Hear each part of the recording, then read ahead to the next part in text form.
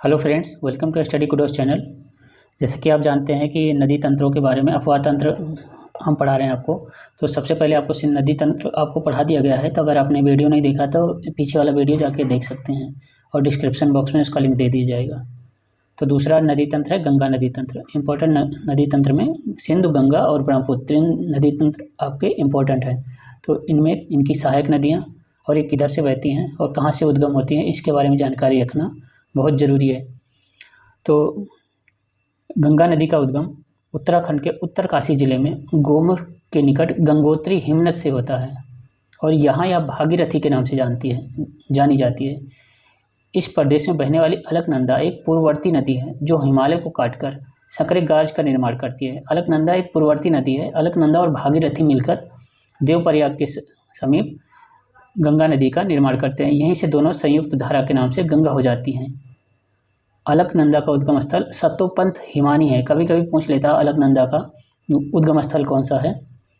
और अलकनंदा की सहायक नदी है कर्णप्रयाग में पिंडार नदी मिलती है जो अलकनंदा की सहायक नदी है। और अलकनंदा के दाहिने तट पर मंदाकिनी नदी रुद्रप्रयाग में मिलती है। हरिद्वार के निकट गंगा पहाड़ को छोड़कर मैदान में प्रवेश करती है। पूछा जाता है कि मैदानी क्षेत्र में गंगा नदी कहाँ से प्रवेश करती है, तो हरिद्वार के निकट से मैदानी क्षेत्र में प्रवेश करती है। आगे बढ़ते हैं। अब कह रहा है कि कौन कौन से स्थान कौन कौन सी नदी का संगम है। तो इसमें देखिए, देवप्रयाग में भागीरथी प्लस अलकनंदा, रुद्रप्रयाग में मंदाकिनी प्लस अलकनंदा, कर्णप्रयाग में पिंडार अलकनंदा में, विष्णुप्रयाग में धौली गंगा अलकनंदा में। तो 4 नदियाँ ये आपके अलकनंदा की सहायक नदियाँ हो जाती हैं। उसके बाद देवप्रयाग में जब होता है भागीरथी और अलकनंदा का संगम, तो वहाँ से गंगा नदी बहने लगती है। आगे बढ़ते हैं। गंगा प्रारंभ में दक्षिणी दिशा में, फिर पुनः दक्षिण पूर्व में, पुनः पूर्व में बहती हुई जब पश्चिम बंगाल पहुँचती है तो भागीरथी और हुगली 2 नाम से प्रमुख वितरिकाओं में बढ़ जाती है। गंगा नदी भागीरथी और हुगली नाम की 2 प्रमुख नदियों के रूप में बहने लगती है। वहाँ मुख्य नदी बांग्लादेश में चली जाती है, जहाँ वह पद्मा और बाद में मेघना के नाम से बहती हुई बंगाल की खाड़ी में गिर जाती है। दामोदर हुगली की सहायक नदी है। वितरिका में क्या है, वितरिका मुख्य नदी से निकलने वाली छोटी नदी है जो उसमें पुनः नहीं मिलती है, उसे वितरिका कहते हैं। सहायक नदी मुख्य नदी में मिलने वाली नदी जिसका आधार तल मुख्य नदी से ऊंचा होता है, उसे सहायक नदी कहते हैं। आगे यमुना नदी। यमुना गंगा की सबसे लंबी सहायक नदी है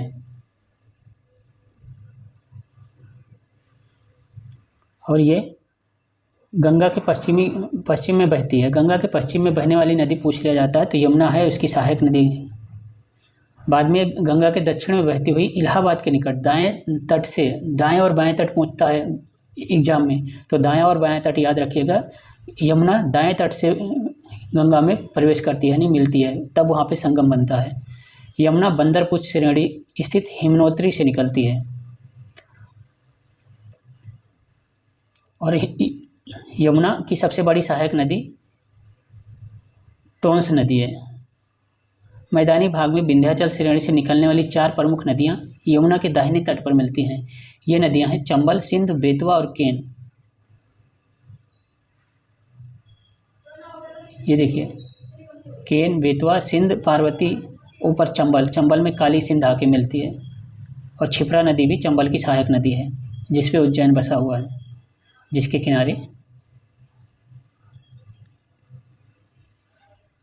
चंबल नदी मालवा पठार पर स्थित महू के निकट से निकलती है और यह अपनी उत्खात भूमि, बैंडलैंड ट्रोपोग्राफी यानी कि ऊंची नीची भूमि ऐसे करके बहती रहती है के लिए प्रसिद्ध है।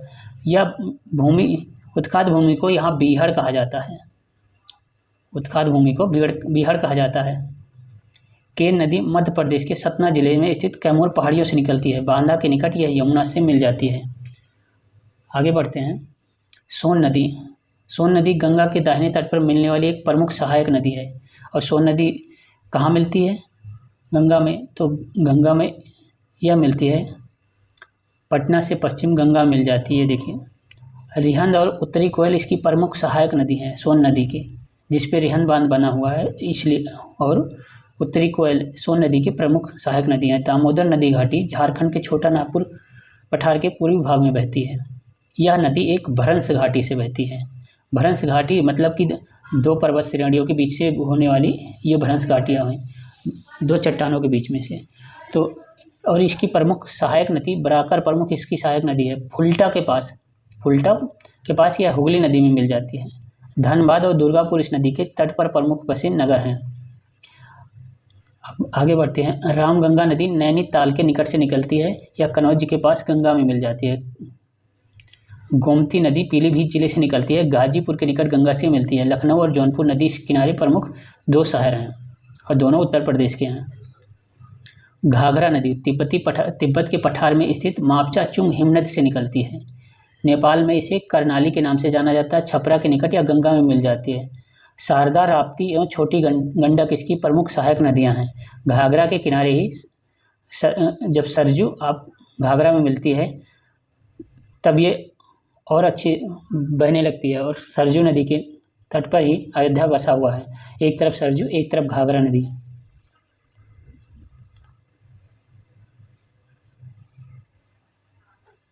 गंडक नदी नेपाल से निकलती है तथा पटना के पूर्व सोनपुर में गंगा से मिल जाती है।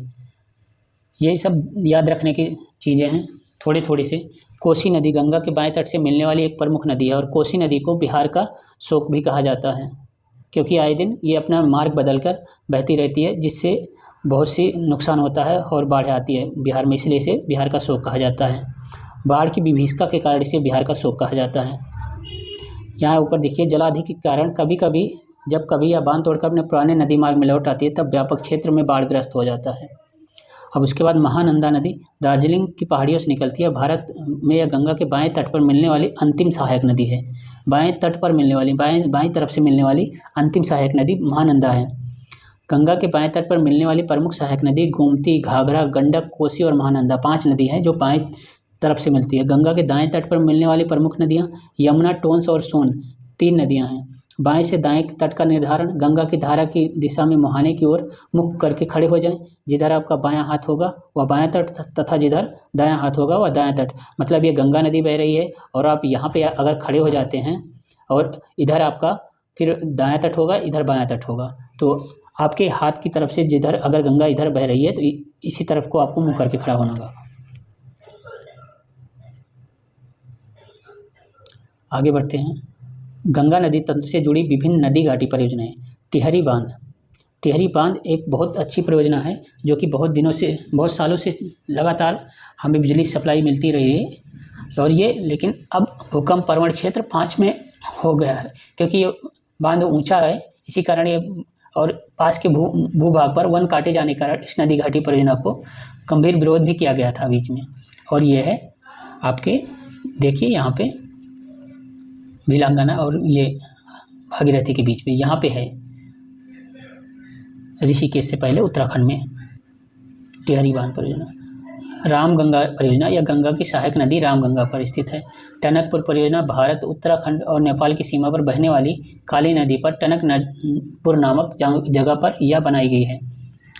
गंडक नदी परियोजना यह बिहार, उत्तर प्रदेश और नेपाल की संयुक्त योजना है।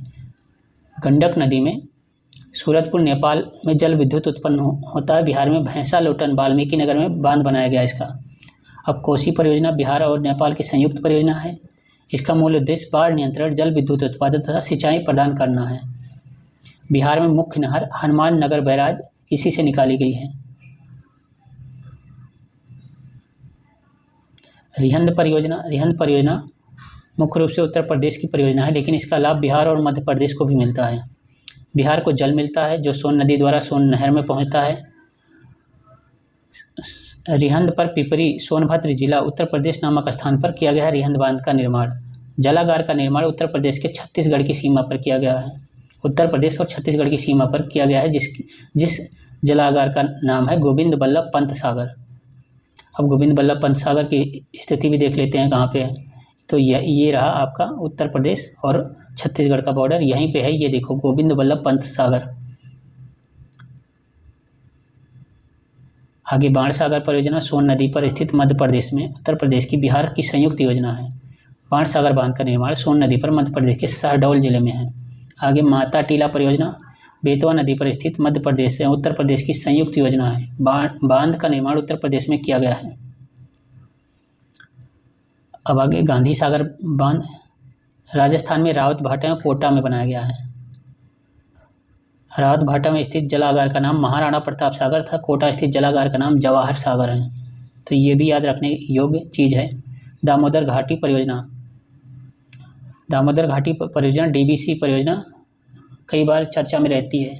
यह अविभाजित बिहार यानी वर्तमान झारखंड और पश्चिम बंगाल की परियोजना है। भारत की पहली 1948 बहुउद्देशीय नदी घाटी परियोजना है। पहली कह रहा भारत की पहली, जहाँ पहली है उसे जरूर याद रखना है।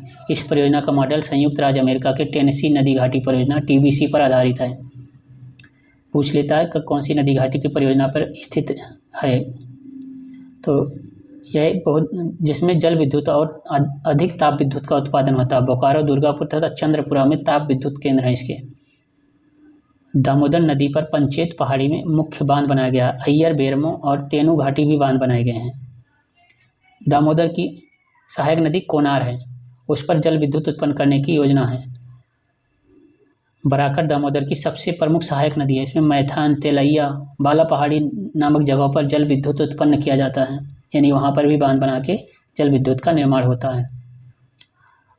लास्ट परियोजना है मयूराक्षी। मयूराक्षी अविभाजित बिहार, वर्तमान झारखंड और पश्चिम बंगाल की संयुक्त योजना है। झारखंड के दुमका जिले में मसानजोर नामक स्थान पर मयूराक्षी नामक नदी पर बनाया गया है। इसे कनाडा बांध भी कहते हैं। कनाडा बांध के संयुक्त में परियोजना बनी हुई है, इसलिए इसे मयूराक्षी परियोजना कहते हैं। तो आपको हमारा वीडियो कैसा लग रहा है कमेंट बॉक्स में से ज़रूर से शेयर करें और अपने फ्रेंड के साथ इसे ज़रूर शेयर करें। पूरा वीडियो देखने के लिए धन्यवाद।